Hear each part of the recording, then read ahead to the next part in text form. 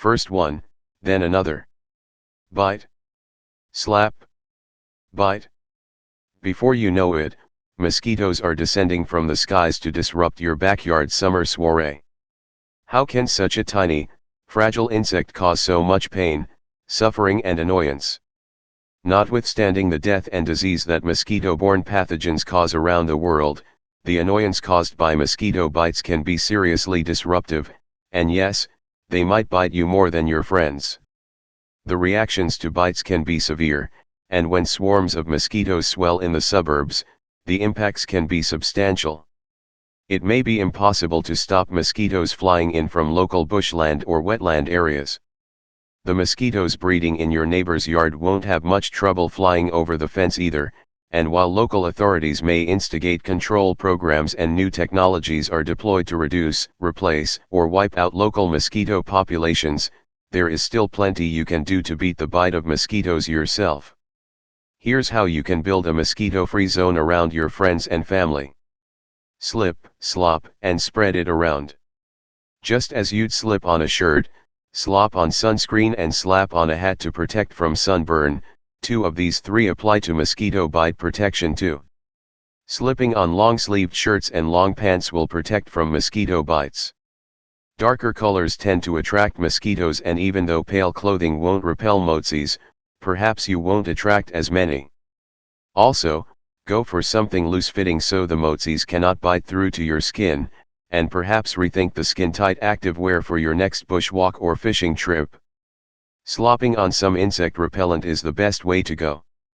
Pick a product that contains either diethyltoluamide, commonly known as DEET, picaridin, or oil of lemon eucalyptus. These products will all provide long-lasting protection, as long as they're applied correctly. This is where the spread comes in. A dab of repellent here and there won't work.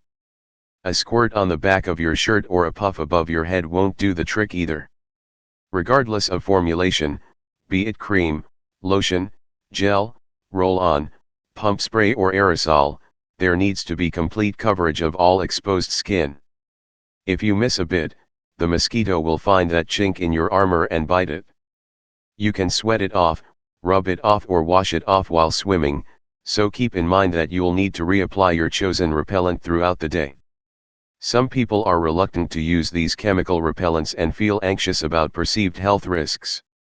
However, these products are used billions of times every year with very few reports of skin irritation or other adverse outcomes. You're at far greater risk from mosquito-borne disease by not using these products. Even if you go looking for alternative products, such as those that contain plant-based ingredients, keep in mind these will need to be reapplied more frequently to provide the same level of protection. Some homemade repellents containing essential oils can irritate the skin, so stick with products that are registered with the Australian Pesticides and Veterinary Medicines Authority, UPMA. Is there an alternative to creams and sprays? You may not like the sticky feel on your skin, but topical repellents are really the best way to stop mosquito bites. There are, however, a few options available that can at least reduce the number of bites and are worth a try. However, you should skip the wristbands and patches, they don't work. Mosquito coils are a mainstay of outdoor life in many mosquito-plagued parts of the world. Studies have shown that they are good at reducing the number of bites, but not so good at preventing disease. To get the best protection, go for those that contain an insecticide, not just plant-based products, as they will kill any mosquitoes buzzing about. Smelly smoke will just make life uncomfortable for the mosquitoes. If the idea of a smoke-filled backyard isn't for you, you can try some of the new smoke-free devices.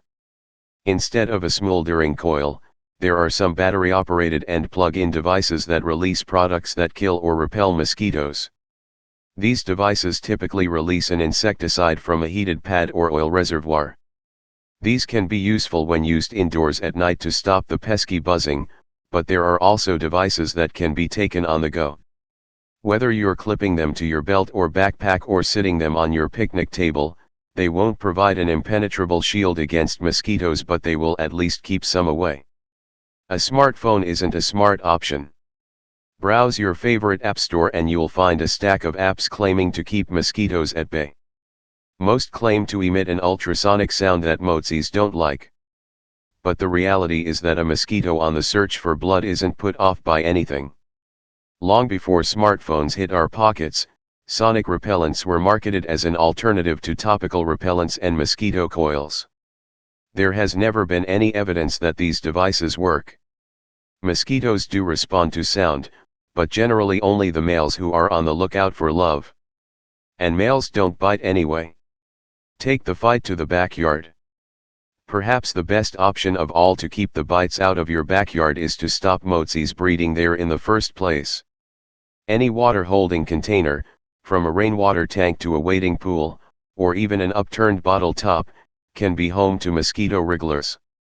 You could apply insecticides to these habitats, but the better option is to tip them out, cover them up, or, in the case of rainwater tanks, ensure they are screened to prevent motsies getting in and out. Cleaning up your backyard is a pretty good idea too. Mosquitoes do love a shaded backyard, and unfortunately there are no plants you can add to garden beds that keep mosquitoes away. While the concentrated extract of some plants may work as an insect repellent, the trees and shrubs themselves do not. There is still a lot to be done to ensure the public is adequately informed when it comes to mosquitoes and the health threats they pose. If we can get a bit more slip, slop, and spreading happening this summer, perhaps a few more Aussies will avoid getting sick from mosquito bites.